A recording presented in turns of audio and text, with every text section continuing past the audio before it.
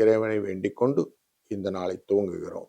18/2/2026 புதன்கிழமையான இன்று விஸ்வவாசு வருடம் என்கிற தமிழ் வருடத்திலே மாசி மாதத்திலே 6ஆம் நாள். இன்றைய நாளிலே வளர்பிறையிலே பிரதமை. இந்த பிரதமை திதி அப்படிங்கிறது சாயங்காலம் 6 மணி 6 நிமிஷம் வரைக்கும் இருக்கும். பின்பு துதியை திதின்னு வந்துடும். இன்றைய நட்சத்திரம் சதய நட்சத்திரம் 10 மணி 23 நிமிடம் சாயங்காலம் வரைக்கும் இருக்கும். பின்பு பூரட்டாதி நட்சத்திரம் வந்துவிடும். காலையில் 9:30 10:30 மணி வரைக்கும் நல்ல நேரமும், சாயங்கால வேளையிலிருந்து 6 7 மணி வரைக்கும் நல்ல நேரமும் இருக்கிறது. ராகு காலம் 12 1:30 மணி வரையும், யமகண்டம் 7:30 9 மணி வரையும், குளிகை நேரம் 10:30 12 மணி வரைக்கும் இன்றைய நாளில் இருக்கிறது.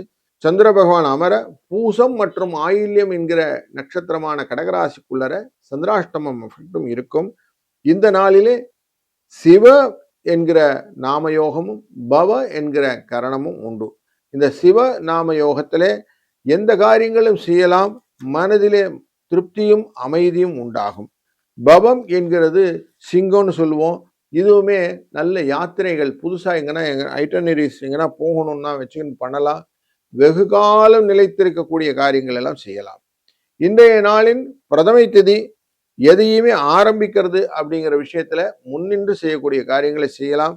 சதய நட்சத்திரத்துல பேர் வைக்கிறது, குழந்தைகளுக்கு சாப்பாடு ஊட்டுற முதல் சாப்பாடு ஊட்டுறது, பூணூல் போட்டுக்கிறது, கல்வி கற்றுவது, புதுசா வண்டி வாகனங்கள்லாம் வாங்கினா இன்றைக்கு ஏறுவது, குழந்தைகளை தொட்டியில போடுறது, யாத்திரை போவது, இதெல்லாமே இந்த நாளிலே நல்ல விஷயங்கள் கொடுக்கும். கும்பராசி நண்பர்களே, 5 கிரக சேர்க்கையோடு சேர்ந்த இந்த நாள் உங்களுடைய ராசிக்குள்ள இருக்குது. அதனால மனசுல இந்த பக்கம் போட்டுமா, அப்படி போட்டுமா, நிக்கட்டுமா, போகட்டுமா அப்படின்னு ஏகப்பட்ட கேள்விகள். செய்யறது சரிதானான்னு ஒரு தடவைக்கு 4 வாட்டி செக்கிங். பூட்டு போட்டாலும் இழுத்து இழுத்து பார்த்துக்கிறது, வீட்டை பூட்டினாலும் தொட்டு வந்து திறந்து பார்க்கறது, இப்படி ஏகப்பட்ட கன்ஃபியூஷன் இதெல்லாம் இருக்கும் இன்னைக்கு.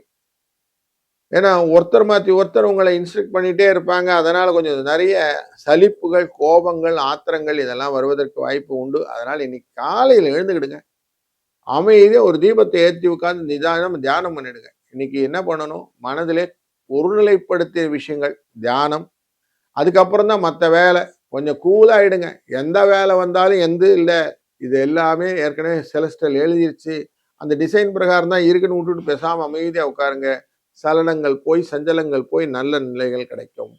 வாழ்க வளத்துடன்.